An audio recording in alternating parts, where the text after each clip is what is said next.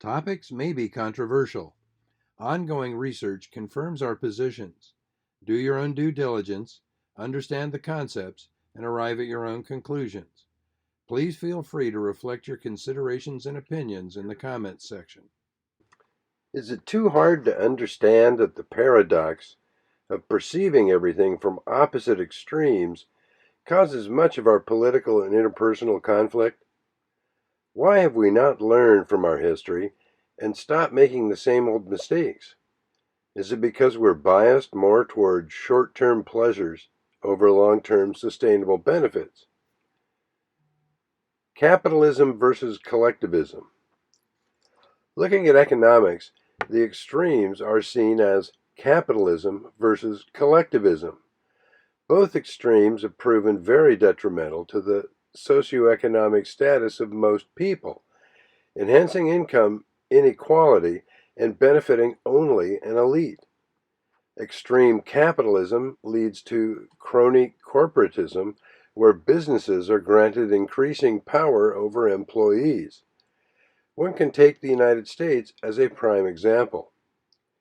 If one questions people holding capitalistic views about the failure of their system, they would simply deny that it is because of crony capitalism, not a flaw within the system.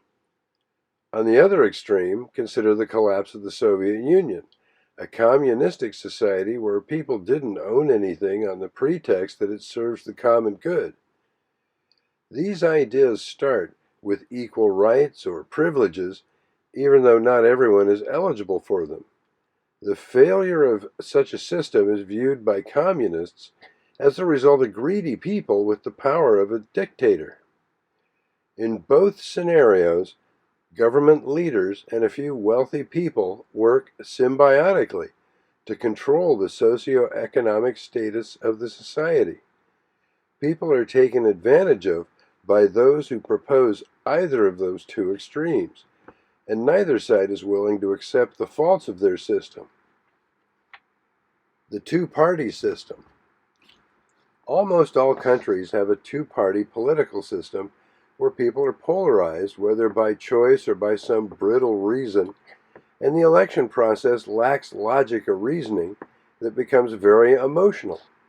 Because of these constructed and amplified beliefs, the friction between sides is increased, leading to conflict that are not based on reason.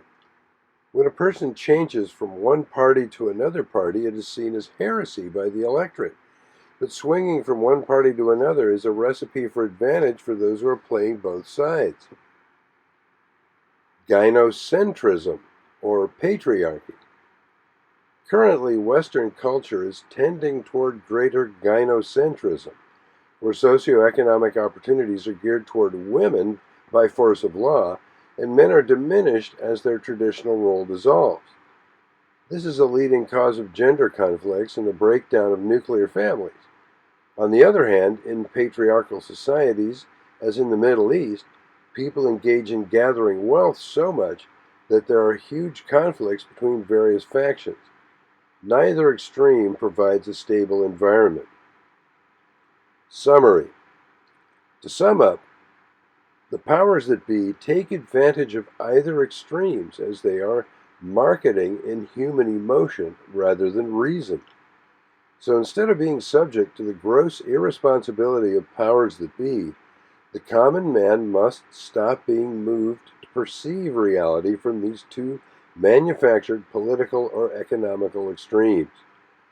By engaging in such a contrived system, composed of radical opposing viewpoints, one has to be personally responsible for the consequences of their own short-term desire to better the other contrived radical position.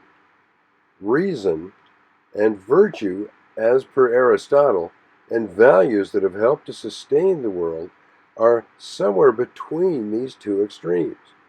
Swinging between these two extremes simply wastes time and wealth and causes more social and economic problems than the process is worth.